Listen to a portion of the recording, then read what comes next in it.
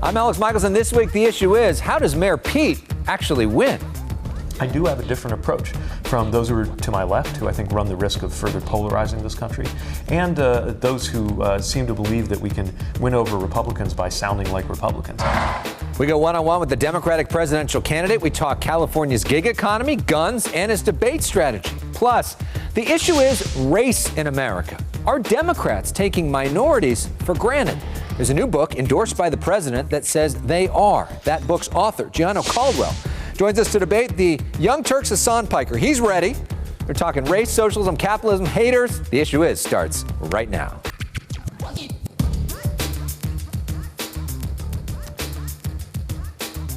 And welcome to The Issue Is. I'm Elex Michaelson. This week, South Bend, Indiana Mayor Pete Buttigieg spent several days traveling up and down California raising campaign cash. He also made a surprise appearance in San Francisco at a protest supporting Uber and Lyft drivers. They're pushing for AB 5 in California, which is legislation that would classify so-called gig workers as employees and give them all the rights of employees. The rideshare company's already vowing to spend close to $100 million to fight that. I began my one-on-one interview with the mayor talking about that issue. The pushback on that is people like Uber and Lyft the way that they are. They save a lot of money, and consumers are worried that could make that whole thing a whole lot more expensive to the consumer. What do you say to that? Look, I think it's a great technology with great potential, but if the only way we're making rides more affordable and accessible is by making other people miserable, namely drivers, then something's wrong. Look, it should be possible to have a thriving business in this industry and also do right by your workers. Mm-hmm. But what we see now is at the very moment when the gig economy is getting bigger and bigger, the gig economy is becoming a more and more significant part of how our country works. We're also seeing indications that it could create a kind of underclass of workers who aren't really treated as workers. And these companies can't have it both ways. They can't say, you need to support us because we're creating so many jobs, and then say, well, this isn't really a job, it's just a gig, and so we don't have to take care of workers or treat them the same. Look, in this country, we believe that when you work for a living, you ought to be able to expect certain basic protections around your wages, around your benefits. If our economy can't deliver that, what's the point of an economy? You know, the number one job for white men in this country right now is truck drivers. Right. If all of a sudden all those trucks become automated and you don't need truck drivers, you don't need Uber drivers, you don't need Lyft drivers, right, what does our country do? What's your answer to that as president? Yeah, this is a very serious issue. In fact, I'm chairing a group of mayors looking at how automation changes our jobs as mayors. It's definitely changing the workforce, it's changing the economy, and we need to make sure people are equipped with the kind of skills to get ahead in a world where from now on we may just be changing jobs or even changing careers. Mm-hmm. We just can't go on like this, organizing our economic life around the idea that most people will have a single relationship that lasts a lifetime with a single employer, because that's not the future.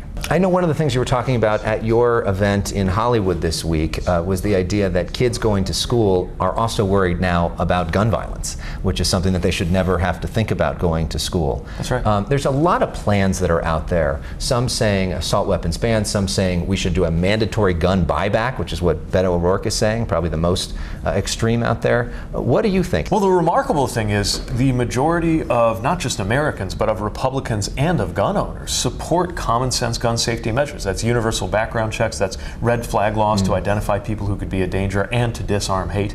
And we need to face the fact that the kinds of weapons that I trained on or carried and saw in Afghanistan have no business in American communities, which is why we need to end the sale of assault rifles. But this is not only a question of gun safety policy. We also need more funds for countering violent extremism, especially as we see a rise of white nationalist violence in this country. And my action plan on gun safety also calls for us to take more steps to build up our civic and political power. Because if 94% of Americans want something, which is the case of background checks, and it's still not happening in Washington, even though it doesn't even cost that much money, that raises more fundamental questions about our democracy and why it is not responding to a clearly expressed will of the American people. Some have argued the filibuster itself is not democratic. I think the filibuster's days need to end. In the hands of Senate Republicans, it will continue to be a way to prevent progress from happening when the American people are demanding that we do something. You know, the counter to that, though, then what happens if Republicans are in charge and they ram a bunch of stuff through that you disagree with and you can't stop it? Well, the good news is right now Republicans don't just, in the Senate and the Congress, don't just agree with me, they disagree with the American people. And we need to make sure that there are political consequences for standing in the way of what the American people demand. Let's talk for a moment about sort of where the race is at. We've got the debates coming up. It's going to be a much shrunken field for the next debate. Our focus groups in the past have given you really high marks, but your poll numbers have been pretty consistent, kind of stuck in the same place for a long time now. What's your strategy going into this next debate? Well, we'll continue to make sure that our message around American values is clear and that there's a greater sense of what it is we're going to do. We started by laying out the values. Now I'm laying out more and more of the policies on everything from mental health and addiction to building up rural economies to what we're going to do specifically about climate change. And I think that presents more of an opportunity for people to understand the differences between me and my competitors, because I do have a different approach from those who are to my left, who I think run the risk of further polarizing this country, and those who seem to believe that we can win over Republicans by sounding like Republicans. I'm looking at a different way, and I think that will continue to come across. But we're also seeing, as a matter of the political strategy, that the majority probably, or at least a very healthy chunk of voters, will make up their minds in the last 10 days or so of this campaign, in January, February, on into the spring. So does it sound like you think it's too early to start attacking people? Well, look, I'm going to draw contrasts between me and others I don't agree with, but this idea that Democrats should just be knifing each other in order to get attention, I think is a real disservice to the party. You know, our ultimate competition is the sitting president. Okay, I know we don't have forever, so I'm going to do something really quick. This is a 30-second little game we do called Personal Issues, which is fun stuff about you to get to know you a little bit better, okay? All right. So, rapid fire. Your favorite movie? Oh, I don't have one favorite movie. I've been thinking about Dr. Strangelove a lot lately. Okay, your favorite snack on the road? Beef jerky. Favorite athlete? Michael Jordan. First concert you went to? I think it was a Dave Matthews show in South Bend. All right, DMB. Last two. Favorite band? I've been reconnecting with Radiohead lately. That's all right.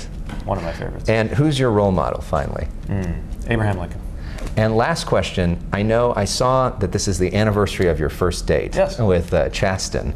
I was listening to a podcast recently that my friend Lewis Howes did with Marianne Williamson, where she talked about how hard it is being single in doing this, and the value of having a partner in this. She felt like it would be more helpful here than any other aspect of her life. Interesting. What is sort of Chasten's value to you? How has he changed you? How has his involvement helped steer this campaign? Well, I think when you're experiencing the madness of the campaign trail, having somebody in your life who cares about you for you and would care about you just the same if overnight you were no longer involved in politics, I think keeps your feet on the ground. It keeps you in touch with your own values. And you need somebody who's able to say, hey, this didn't really sound like or feel like you. Otherwise you can lose yourself. When I was single, involved in politics, I had a hard time picturing how people who were married do it, because it puts enormous pressure on your schedule and on your life. But now that I am, I have to say I can't imagine doing this without Chasten. All right. Mayor Pete Buttigieg, thank you so much for the time. Really appreciate it. And in honor of Mayor Pete's favorite band, we're playing some Radiohead for him. You can stream our full interview right now at youtube.com/Elex Michaelson. He talks about Puerto Rico, FEMA, climate change, education, and more. Up next, Hasan Piker and Gianno Caldwell on socialism, capitalism, racism, and more. It's about to get heated. Stay with us. You're watching The Issue Is. From Southern California to the Bay Area, you're watching The Issue Is. Our panel this week, both of our panelists, returning champs on our show. Hasan Piker is the youngest Turk on the Young Turk Network. His online commentaries called The Breakdown have been seen by tens of millions of people. They've made him one of the most influential millennial progressives in the entire country. He's got his own new show called Agitprop with Hasan Piker. You can watch at tyt.com. He also has his own channel on Twitch. Gianno Caldwell, a Fox News political analyst, a longtime conservative strategist as well. He's got a new book available for pre-order now called Taken for Granted: How Conservatism Can Win Back the Americans That Liberalism Failed. It's already been endorsed by Ann Coulter, Ben Shapiro, Newt Gingrich, and the president himself. Here's what the president wrote, quote, "Taken for Granted, a wonderful new book by Gianno Caldwell on how conservatism can win back the Americans that liberalism failed, has my full endorsement." Gianno, what was that like? A presidential tweet? Yes. I was very excited. No, seriously, it is an honor to be endorsed by a sitting president. Even if I don't agree with everything that he says, I really appreciate the president and many other major conservative support on my book. Please pre-order. Yeah, and Hasan, I know you've been a bit in the news recently as well. I want to address real quickly. You made some comments that got a lot of pickup, talking about 9/11, saying that Americans deserved 9/11. This was something you said on a Twitch stream that was very long, had a lot of other stuff in it. You deleted it and said that that was probably not the best way of saying that. You also made a comment about Dan Crenshaw, the Republican congressman who had an eye injury in war, and said that that was not well delivered, sort of a poor attempt at humor. Anything else you want to add on that? Yeah, certainly. Well, first of all, I said America, not Americans, and I still stand, I don't believe that any civilian deserves to die. Obviously, I'm anti-war. That was precisely what we were talking about on my Twitch stream at the time. It was a 6-hour broadcast, and that was a 10-second clip, and unfortunately, if they had shown the preceding 10 seconds right after that, the context would be rather clear. It was that I was criticizing American foreign policy and the kind of jingoistic attitude that Dan Crenshaw was repeating that justifies endless war, that has led to nearly 7,000 brave young men and women to be sent overseas and only return in caskets. I think that's abhorrent. I think that's disgusting. I don't think that I mean, my style is not very civil. I think civility is unimportant. And I think doing what's morally right is what's important. And speaking truth to power is what's important. So truth to power is saying that America deserved 9/11. We're Americans. We live in America. Mm-hmm. This impacted many families, people that I know personally. Obvious that I don't mean that. Obviously, 9/11 is devastating. If I am criticizing Al-Qaeda for the senseless terror that they've caused, which was the immediate follow-up to that. Your statement is equivalent to that of someone in ISIS would say. A terrorist sympathizer. No BS.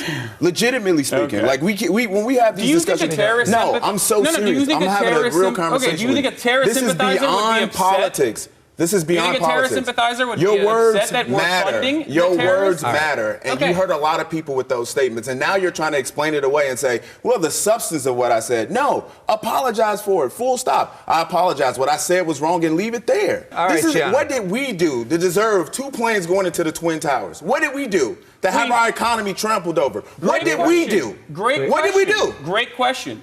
We armed and offered structural and material support to the same fighters that ended up branching off.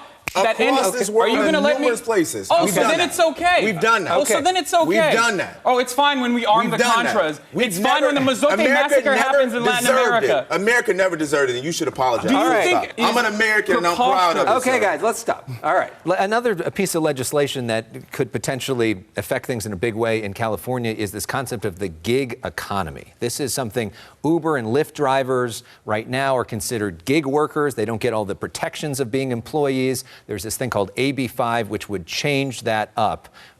Hasan, this would dramatically change California workforce. Good thing, bad thing? Yeah, I think that all unionization is ultimately good. It's always going to lead to good results. Obviously, like I mentioned before, a big consequence of a big reason why we have wage stagnation is because labor has lost and capital has won.